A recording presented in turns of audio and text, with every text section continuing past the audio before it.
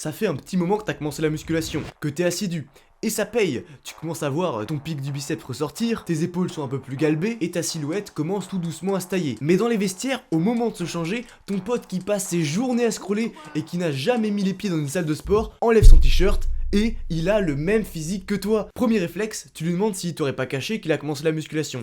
Et évidemment que non. En fait, lui, il a juste eu sa puberté et il a eu des muscles comme ça, gratuits, cadeaux. Tu l'as vu dans le titre, j'ai dit ton pote noir parce que c'est le cliché, mais aujourd'hui on va parler de génétique et pourquoi ce mec qui ne fait rien à longueur de journée a de meilleurs résultats que toi qui travailles toute ta vie. Et est-ce que c'est fini? Est-ce que si t'as une mauvaise génétique, tu vas jamais réussir à atteindre le physique des influenceurs préférés? Ou est-ce qu'il y a peut-être une technique? Est-ce qu'il y a forcément... Bah, c'est ce qu'on va voir aujourd'hui. Je vais t'expliquer un peu tout en détail, que faire, est-ce que t'as une bonne génétique, est-ce que t'as une mauvaise génétique, et que faire dans cette situation. Parce que si t'aurais encore des doutes, oui, la génétique, ça existe, hein, c'est pas une croyance suprême que non, il n'y a pas que le mérite, ça existe, c'est des faits, et évidemment, dans le basket, un mec qui est plus grand, et bah il va mieux jouer au basket, c'est pas qu'il va mieux jouer, mais il va avoir des atouts naturels dans son sport. Les gens qui ont clavicule large, grande envergure, tout ça, ils arrivent à mieux nager. Et c'est souvent des Français, des Européens ou Asie, qui sont très forts en natation. Très peu de Nord-Africains, tout ça, toutes ces parties-là. Pourquoi?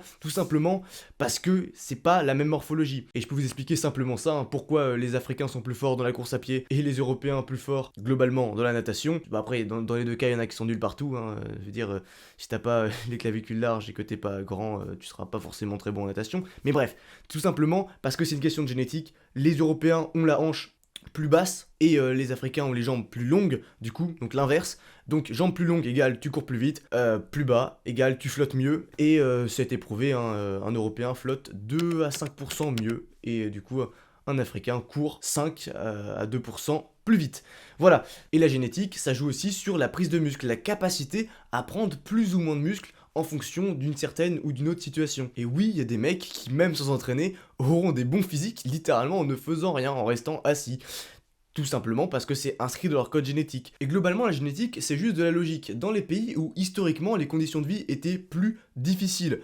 Par exemple, l'Afrique, où il y a un gros taux de mortalité, hein, historiquement, bon, ça dépend des régions de l'Afrique, hein, je globalise, et ben, évidemment, les plus forts survivent. Donc, forcément, il reste que les gens qui ont une bonne génétique. Et ça, c'est pas qu'en Afrique, tu peux voir la même chose dans les pays du Nord où il fait très très froid. Et bah, les mecs, évidemment, historiquement, il y avait que les gens forts, grands, musclés, et qui survivaient. Et c'est évident. Et ça explique pourquoi dans les pays du Nord, ils sont tous très très grands et qui font en moyenne 1m90. Et ça explique aussi pourquoi dans les pays d'Asie, ils sont plus petits. Alors, ça explique entre guillemets parce que c'est bien plus compliqué que ça, c'est des millions d'années d'évolution. Mais globalement, en Asie, ils ont découvert l'agriculture et l'élevage bien avant l'Europe et les autres régions du monde. Ce qui fait que, eh ben, ils n'avaient pas spécifiquement besoin d'être grands et forts pour survivre. Voilà. Mais si on veut passer rapidement, pourquoi les noirs ont tendance à être un peu plus musclés, il y a aussi une histoire de couleur de peau. Je sais pas si tu connais le bodybuilding, mais les mecs, avant les compétitions, ils se mettent du tan pour être un peu plus marron, pour faire mieux ressortir les veines, pour mieux faire ressortir les muscles, ce qui fait que, eh ben, on voit mieux les muscles sur un corps qui est plus bronzé, métis ou noir directement.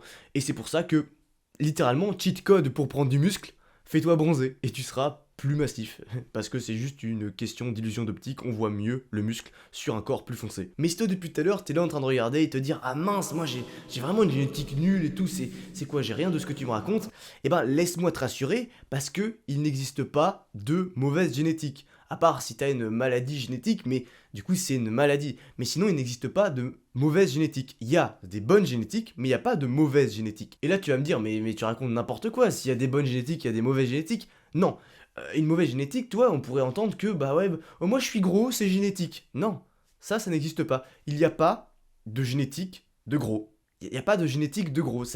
Une génétique de gros, ça n'existe quasiment pas. Alors il y a des génétiques de gens qui supportent mieux le gras, des gens qui supportent moins bien le gras, mais il n'y a pas de génétique de gros. Les humains ont tous été faits pour courir, sauter, prendre des choses, grimper aux arbres, tous. Tous, il n'y a pas non, il n'y a pas de gens qui étaient gros de base. Et toutes les génétiques sont comme ça. Il n'y a pas de génétique de gros. Tu peux forcément avoir un physique tracé et sec. Ça, là-dessus, tu peux te rassurer. Évidemment, il y a des gens plus grands. Évidemment, il y a des gens plus petits. mais il n'y a pas de gens qui ont des mauvaises génétiques ou qui ont des problèmes à prendre du muscle. Et globalement, quand on entend une bonne génétique, c'est une génétique relativement symétrique, relativement parfaite, relativement équilibrée avec les abdos symétriques, les abdos vraiment bien taillés, aucun déséquilibre, c'est ça qu'on appelle une bonne génétique. Mais c'est un peu biaisé, tu vois. Une bonne génétique, c'est une bonne génétique pourquoi? Une bonne génétique pour le bodybuilding, où tout est symétrique? Oui, ça serait une bonne génétique pour bodybuilding, mais peut-être qu'un mec qui sera absolument pas symétrique, il sera littéralement beaucoup plus fort sur d'autres choses, tu vois. C'est la génétique, il y a une.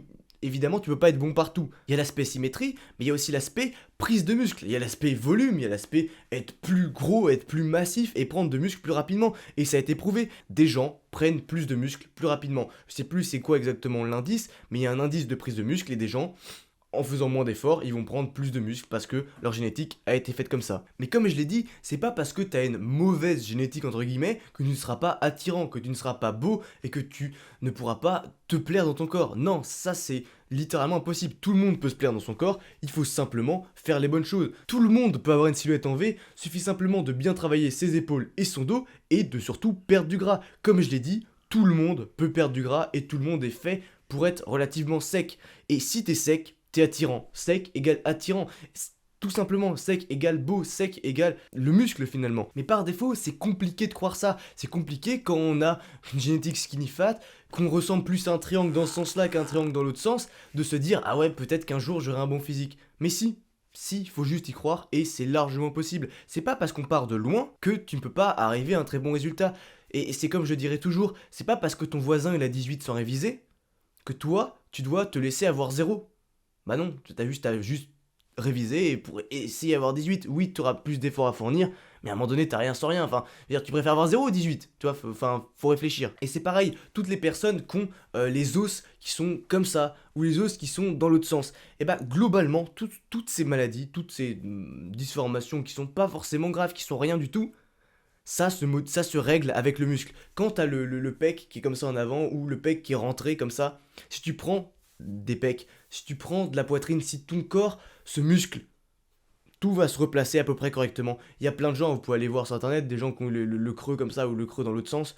Dans les deux cas, ça se replace parce que ton corps, hop, les muscles ils se remplissent et ça remet bien en place tes os.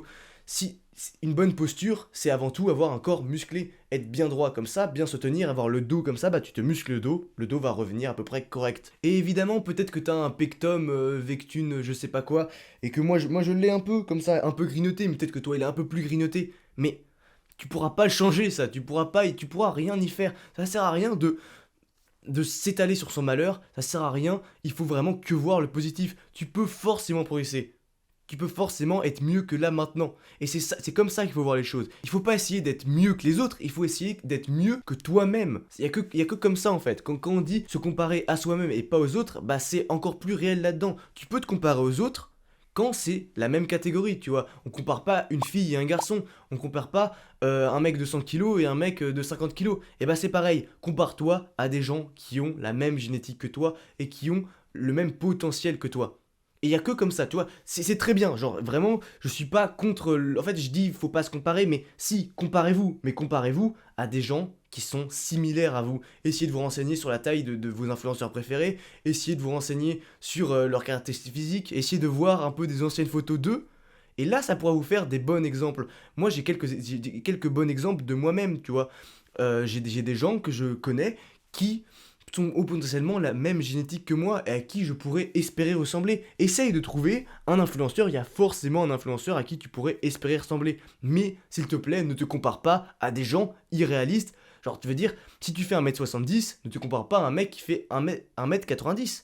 Ça ne sert à rien, tu vas pas grandir en prenant de la masse, tu vois, ça n'a aucun sens. Et bah c'est pareil, même niveau morphologiquement parlant, c'est mieux de se comparer à des gens similaires à nous, parce que tu vas te faire des bonnes attentes, tu vois. Faut vraiment se comparer à des gens qui nous ressemblent à la base. Il y a que comme ça que tu vas pouvoir t'aimer, aimer ton corps, et surtout progresser en sachant vers quoi tu progresses, tu vois. Et si tu connais pas d'influenceur qui te ressemble, toi, peut-être que tu pourras trouver quelqu'un qui te ressemble sur mon serveur Discord qui s'appelle Le Vestiaire, hein. C'est un serveur Discord pour tous les go muscu qui aiment tout ce qui tourne autour de la musculation et qui veulent discuter, échanger, donner des conseils, recevoir des conseils. Et c'est obligé que si tu rejoins, tu trouveras quelqu'un de pareil que toi. Va voir en description. Sur ce, merci de ton attention, te compare pas abonne-toi, c'était Fabien, salut.